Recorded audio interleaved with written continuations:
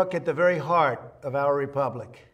It angered and appalled millions of Americans across the political spectrum. I want to be very clear.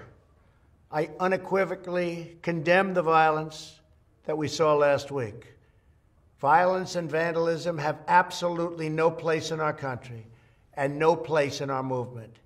Making America great again has always been about defending the rule of law, supporting the men and women of law enforcement, and upholding our nation's most sacred traditions and values. Mob violence goes against everything I believe in and everything our movement stands for. No true supporter of mine could ever endorse political violence. No true supporter of mine could ever disrespect law enforcement or our great American flag. No true supporter of mine could ever threaten or harass their fellow Americans. If you do any of these things, you are not supporting our movement, you are attacking it, and you are attacking our country. We cannot tolerate it. Tragically, over the course of the past year, made so difficult because of COVID-19, we have seen political violence spiral out of control. We have seen too many riots, too many mobs, too many acts of intimidation and destruction. It must stop. Whether you are on the right or on the left, a Democrat or a Republican, there is never a justification for violence. No excuses, no exceptions. America is a nation of laws. Those who engaged in the attacks last week will be brought to justice. Now I am asking everyone who has ever believed in our agenda to be thinking of ways to ease tensions, calm tempers, and help to promote peace in our country.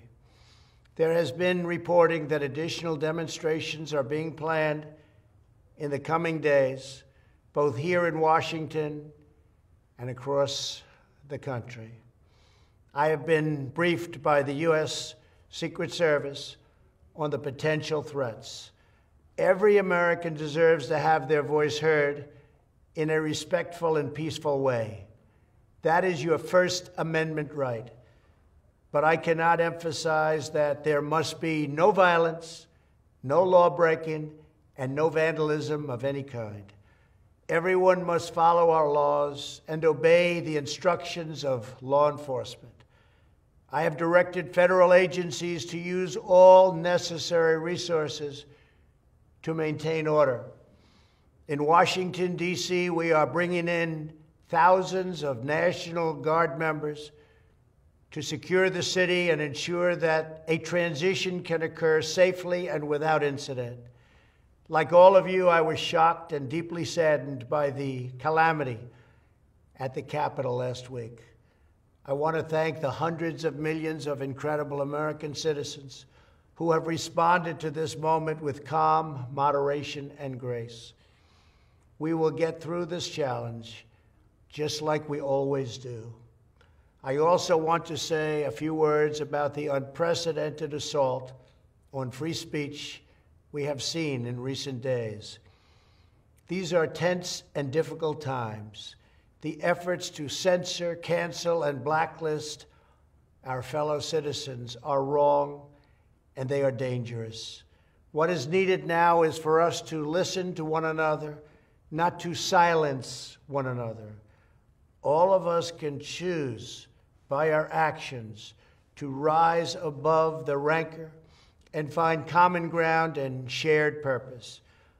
We must focus on advancing the interests of the whole nation, delivering the miracle vaccines, defeating the pandemic, rebuilding the economy, protecting our national security, and upholding the rule of law. Today, I am calling on all Americans to overcome the passions of the moment and join together as one American people. Let us choose to move forward united for the good of our families, our communities,